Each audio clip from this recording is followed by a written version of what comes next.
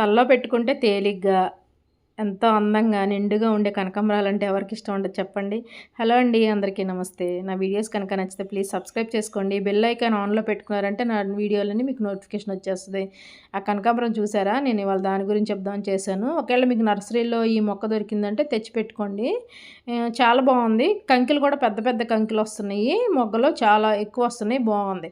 అప్పుడు నేను తెచ్చినప్పుడు ఖాళీ లేక ఇలా నిమ్మ మొక్క దాంట్లో అటో ఇటు ఒకటి 2 మొక్కలు పెట్టేశానండి. చాలా బాగుంది. పువ్వు కూడా మన నాటు కనకాంబరం లాగానే ఉంటుంది, కానీ నాటు కాదు. నాటు కనకాంబరానికి సీడ్స్ వస్తాయి కదా, దీనికేమో సీడ్స్ రావు. పువ్వు కూడా చాలా చూడండి ఎంత బ్రైట్గా ఉందో పువ్వు. నేను డిఫరెన్స్ చూపిస్తానండి, నాటు కనకాంబరానికి దీనికి ఎంత పొడుగు ఉంది తేడా అనేది డిఫరెన్స్ చూపిస్తాను. ఇందులో 2 మొక్కలు ఉన్నాయండి. ఇదిగోండి, ఇది కొత్త మొక్క. నర్సరీలో నాకైతే 50 రూపీస్కి వచ్చిందండి ఈ మొక్క. చాలా బాగుందని మళ్ళీ నేను ఇంకోటి తెచ్చుకున్నాను. ఇంక ఇప్పుడేమో కొమ్మలతోటి నాటి చూడాలి. ఇదిగోండి ఈ 2 ఇప్పుడు నేను చూపించిన మొక్క పువ్వులు కనకాంబరాలు. కలర్ చూడండి అసలు ఎంత బ్రైట్గా ఉందో, నిండుగా ఉంది కలర్. ఇంకా పక్కన ఉన్నాయేమో చూడండి, ఇదేమో ఆరెంజ్.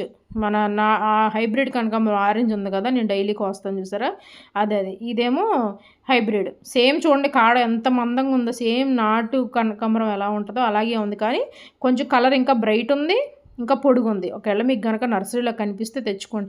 మీరు తెచ్చుకుంటారని డిఫరెన్స్ చూపిస్తున్నాను.